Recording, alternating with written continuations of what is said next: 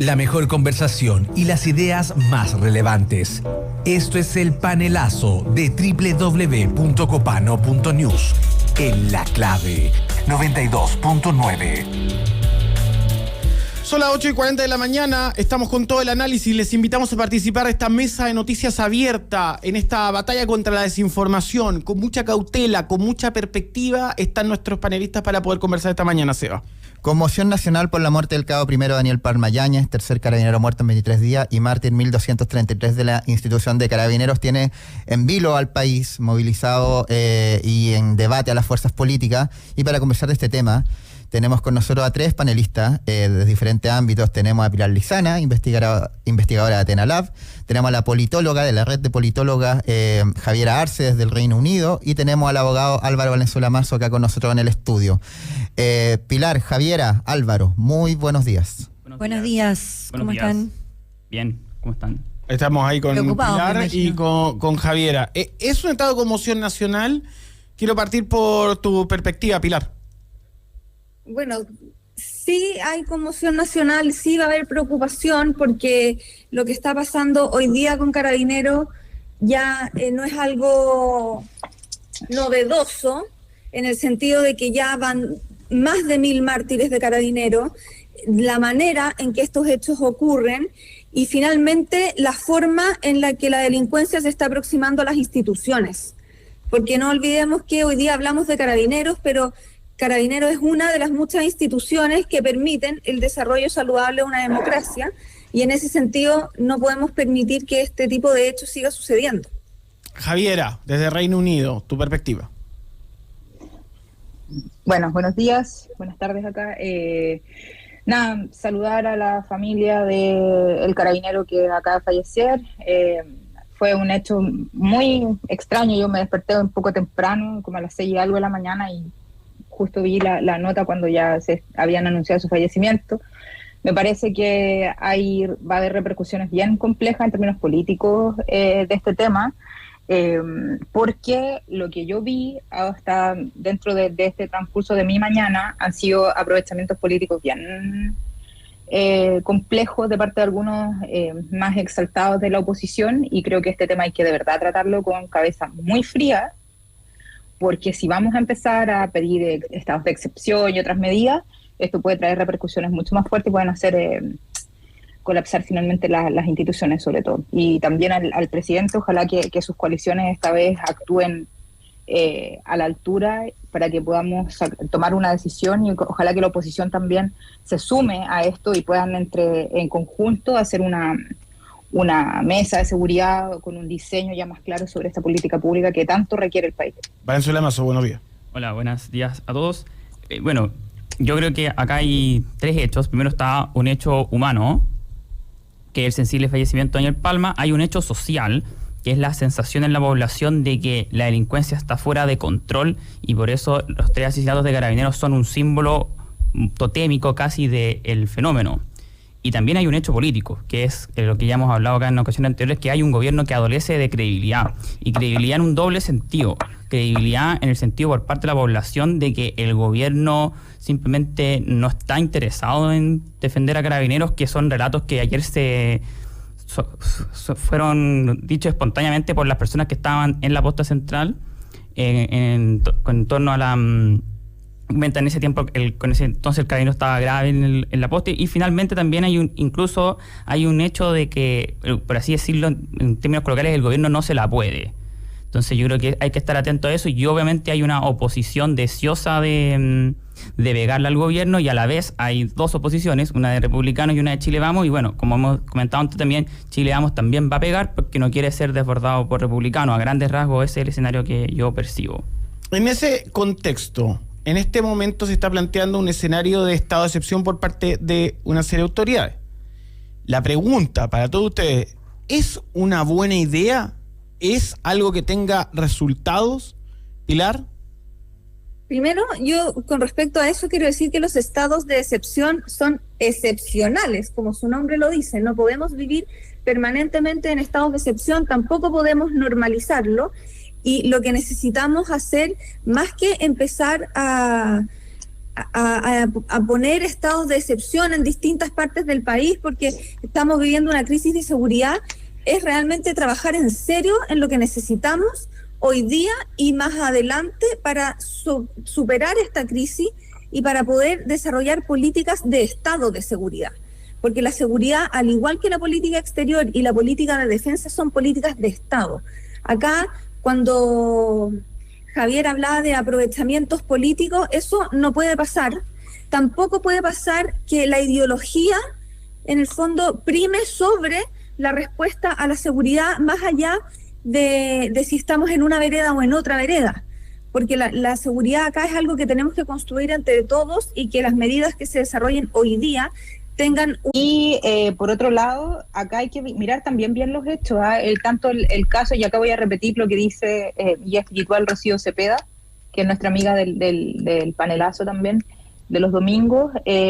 Rocío, que sabe bastante de estos temas, nos decía ayer que esto era un problema de procedimiento. Entonces, al final, que por mucho que tengamos unas leyes, si no se les enseña bien a los carabineros a hacer procedimiento, no se les forma bien en estos términos, vamos a seguir viendo este tipo de cosas. Entonces, y acá hay varias cuestiones también involucradas, o sea, estamos hablando de que las policías y sobre todo carabineros en general ya lleva 2 o 3 años sucesivos en que no completan los cupos para que sean suficientes. Entonces, hay unas medidas que acá hay que tomar que van más allá de la ley Naim, Retamal, de todo esto, esta discusión que estaba tan en boga, sino más bien una política de seguridad, como decía Pilar, una política pública a corto plazo, a mediano y a largo plazo, que sea ojalá evaluada y ojalá que sea consensuada con todos los sectores políticos. Acá no podemos estar ahí reaccionando y además nuevamente haciendo política matinal. La semana pasada se aprueba esta normativa que de aprobarse o no da lo mismo, porque en realidad para estos dos casos, tanto el de la carabinera Rita Olivares como de Daniel Palma, fueron problemas de procedimientos policiales y eso da lo mismo la ley que existe. Entonces acá hay un problema de carabineros que no sabe enfrentarse a este tipo de cosas. Estamos en vivo observando lo que está sucediendo en este momento. Para todos los que están escuchando on demand este programa, hay en el instante en que grabamos este podcast una intensa búsqueda de los asesinos del carabinero Daniel Palma, que es el tercer policía fallecido en 23 días. Dentro de este contexto hay un tema que viene en ciernes y lo dejo en la mesa, que quizá Pilar no desea opinar del tema porque ella es experta en seguridad, pero indudablemente hay un contexto. El contexto uno es la ley Naim Retamal, que acaba de anunciarse que no van a ir, por lo menos la gente de Revolución Democrática, al TC. Con respecto a ello, en 3S Radio. Lo cual cambia lo que eran las almas en disputa en el gobierno con relación a esta normativa. Segundo, viene mañana la franja política. Quienes hemos observado la pieza de Chile Seguro, estamos impactados. Tú misma, Javi, lo comentabas en la segunda, pareciste destacada por tu frase. No, lo que pasó fue que me copiaron el tweet. Claro, por eso mismo. Digamos que es como el concepto gringo, el pure evil. Cruza un límite. Aparecen imágenes de funcionarios de gobierno, aparecen... Y aparece un discurso donde nunca muestran, yo por lo menos vi la franja de Chile Seguro, la primera que está en digital, nunca aparece un candidato. Entonces, a partir de mañana hay una situación bastante crítica para el gobierno, porque en prime time van a ocupar con otro objetivo la franja en un contexto en donde acaba de suceder un hito inesperado, una tercera muerte carabinero. Esto complica mucho al gobierno. Lo deja debilitado, como bien tú planteabas. Y encima hay en este instante una discusión en ciernes con respecto a qué atribuciones debería tener Carabineros en relación a esta lucha contra la delincuencia e incluso fuerzas militares. Entonces, ese debate se está empezando a dar. Es desde ahí donde yo quiero pensar, entendiendo también de que estamos a ¿cuánto? Un mes y un día. Un mes y un día de una elección para elegir constituyentes que obviamente en un contexto anormal, porque lo que está pasando no es normal, van a tomar el tema como parte de la agenda. Esto es una tormenta perfecta. ¿Tienen el mismo diagnóstico o tienen una mirada discrepante de lo que está pasando? Yo al menos he estado leyendo algunos pronósticos como de Pepe Auf, etcétera, y yo al menos tiendo a pensar, creo que perfectamente la oposición podría tener 3/5 para meterle mano en serio al proyecto constitucional. Y evidentemente uno de los enfoques de ese proyecto constitucional podría ser el tema de seguridad. Sobre todo si tú tienes, no sé, pues 31, 32 consejeros de oposición, eso podría cambiar absolutamente el cariz que tiene el texto, porque ahora estamos en una dinámica transaccional, donde la derecha tiene la mitad, el oficialismo tiene la mitad, consensúan. Pero si llegasen a haber 3/5, que yo insisto, lo creo bastante más plausible de lo que parece indicar en mi juicio Pepe Auf, claro, ahí cambiaría el escenario y pasaría lo que dices tú, creo yo. ¿Cómo lo ven ellas respecto a la franja? Sí, Javiera. Oye, la franja, que la franja hay que ver, o sea, yo creo que como estamos tan sensibilizados con este tema, que, o sea, yo la franja, la tuve que ver como 4 veces para poder como establecer qué me producía esta franja. Y la verdad es que fueron muy hábiles, pero primero en constatar este problema, que además, claro, se ha posicionado en la agenda, pero nosotros podemos igual, y ojalá que la gente de la coalición de gobierno y de las otras listas pueda tomar en cuenta que también la delincuencia tiene un origen en las desigualdades y ver de qué manera se da una vuelta discursiva a esto. Pero la franja está direccionada con este tema de jugar con el seguimos del presidente muy fuerte, de establecer como eje contrario, como enemigo en este discurso a la lista de Unidad Socialista, donde va el ataque directo nuevamente en un plebiscito de apruebo o rechazo al actual gobierno, y eso es una lástima. Quiero salir quiero compilar, invitándola a salir del tema, si ella desea, por supuesto, puede retomarlo, pero quiero ir al tema de qué propuesta puede ser interesante a nivel seguridad, en torno a tu punto de vista como experta, Pilar, para poder enfrentar este proceso constitucional que indudablemente va a estar teñido por este ítem, por lo menos lo que va a elegir la gente según las proyecciones. Sí, eso quería comentar un poco porque en el fondo es inevitable, más allá de la competencia política propia que se da en un contexto electoral, es inevitable que la Constitución tenga los mandatos constitucionales para los temas de seguridad y defensa. Eso es algo que se da en Chile, en España, en Estados Unidos, Canadá, Alemania, y es muy clara las constituciones de esos países para esos mandatos, para esas instituciones, y eso tiene que estar en el debate.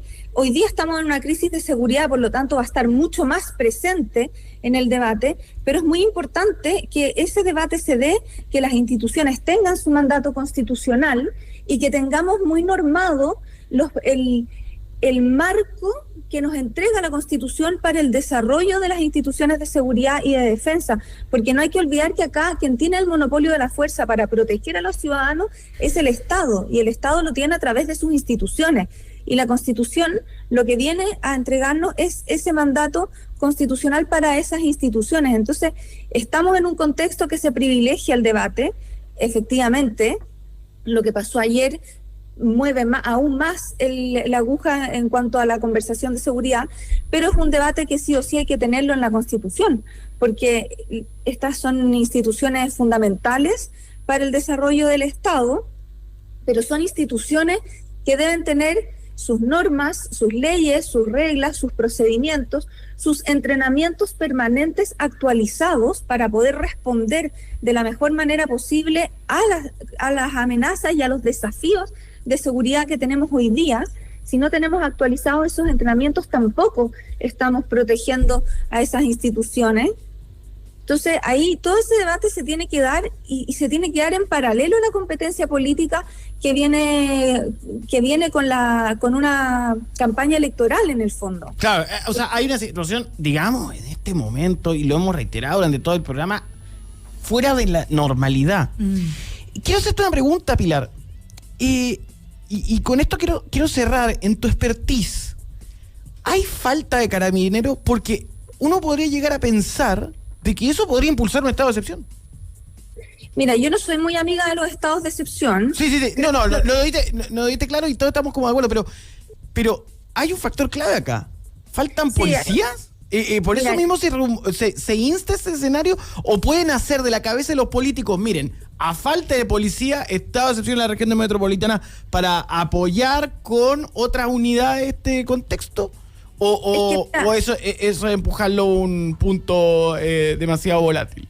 Sí, mira, acá hay varias cosas, porque en el fondo, primero, nosotros tenemos instituciones de orden público que están preparadas para enfrentar un tipo de delito distinto al que estamos viendo hoy día. Hoy día estamos viendo un delito mucho más agresivo, mucho más violento, con acceso a armas que antes no teníamos, porque antes había mucho menos acceso a armas. Por lo tanto, necesitamos modernizar todos esos procedimientos y en la parte técnica para enfrentar ese delito nuevo. Por otro lado, tenemos que también ver que la ciudadanía tiene un temor altísimo, y ese temor altísimo lo ha llevado, en el fondo, a sentir muchas veces que no se están haciendo cosas por la seguridad, que eso es totalmente válido dependiendo del punto de vista de cada persona y de cómo se siente cada chileno.